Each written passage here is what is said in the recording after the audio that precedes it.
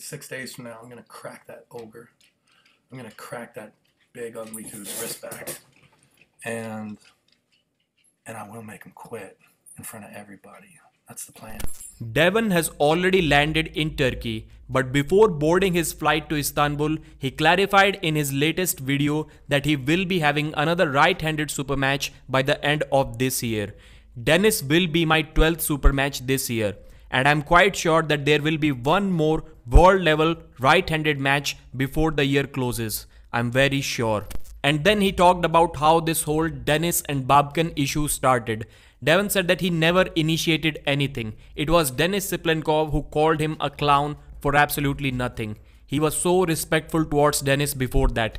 But to be honest, to be clear, Denis did clarify that he called him a clown because Devon knew very well that he's not going to take a super match with just 1 month of notice, and yet he called him out publicly, and after that, Denis got some heat from the fans of Devon Larratt for not accepting that super match as a replacement of Gennady Quickwiniya. Devon called out Denis even on this topic in the same video. He said that how was Denis ready to replace Jerry Cadret to face Hermes Gasperini on the same day, but he was not able to be a replacement for Gennady Quickwiniya to face Devon Larratt. And Denis has cleared this as well in the past. Maybe Devon didn't watch his video. He said to Engin that he probably wasn't ready, but he still would have competed because he respects Engin Terzi, and it was a difficult situation for Engin to find a sudden replacement. But then Jerry was able to make it to Istanbul and the replacement was never needed. Devon was very confident in this video and he was aggressive once again. This aggression was missing for some time. In one of the previous videos where he discussed the Remembrance Day, I know the tone of that video was different. He was kind of light-hearted, remembering his military days, but he did say that there is a possibility that he may lose this battle. But he also warned us to not take it as some kind of weakness or lack of confidence. He has done everything he can to win this super match. But the aggression wasn't there, probably because of the tone of the video. But in this one, he was really aggressive.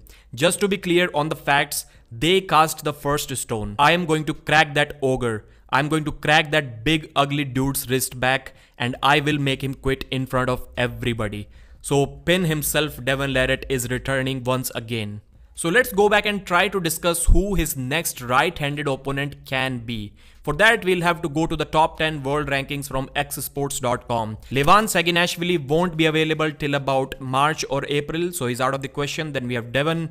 The Hermes Gasperini rematch cannot happen that soon. Jerry Cadret, that's a possibility. Jerry has been denying that there is anything confirmed between these two yet, but he was talking about some potential practice pull in January, which is a different subject. But sometimes he laughs at this suggestion of a super match, so maybe they are talking about something. Gennady Quickwiniya cannot be back in top shape as soon as December this year, so it may not be a possibility. And Devon is a big name, so maybe he's only going to compete at King of the Table. We have King of the Table in December, so maybe that's where he's going to compete.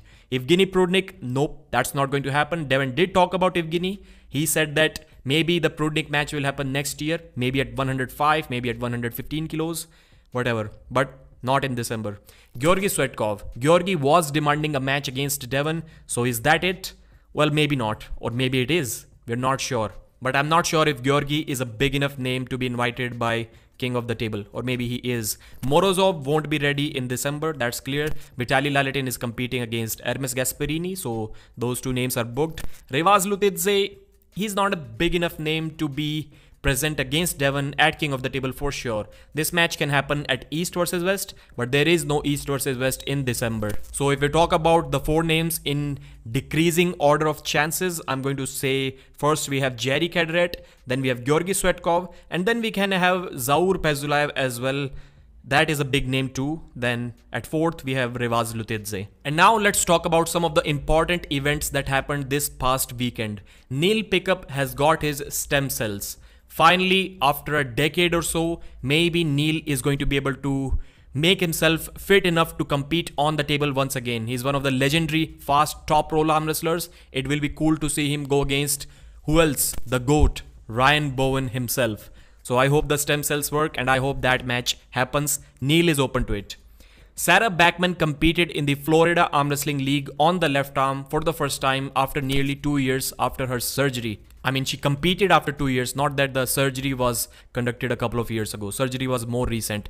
And she won the super heavyweight class as everyone would have expected her to. And after that, this Mike Aiello and Sarah Backman photo is going viral because of what? Mike Aiello's chicken legs.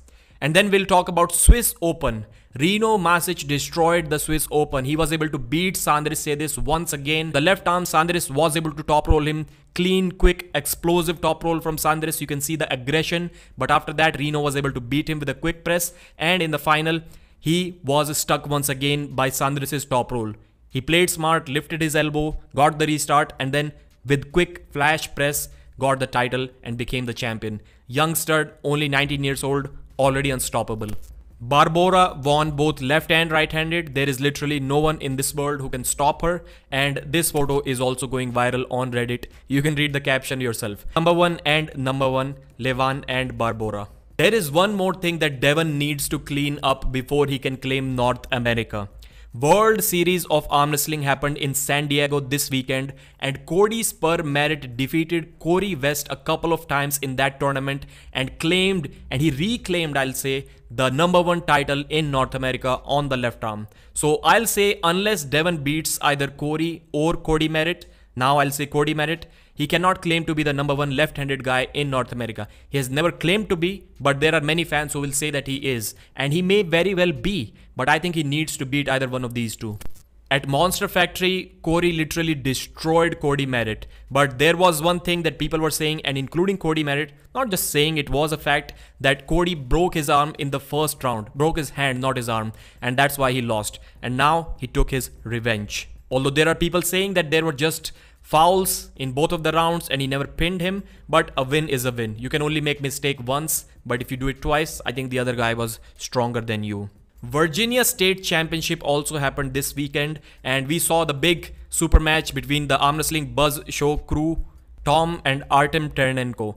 As expected by many people, Artem was able to destroy Tom. It was 3 clear, easy flash pins from Artem, and then he went on to win the overalls. And Tom also won the 242 pounds left and right hand class. So apart from this super match, he had big success as well. And Artem is really dominant. So that was the whole video. If you really liked it, please give it a thumbs up and subscribe to the channel.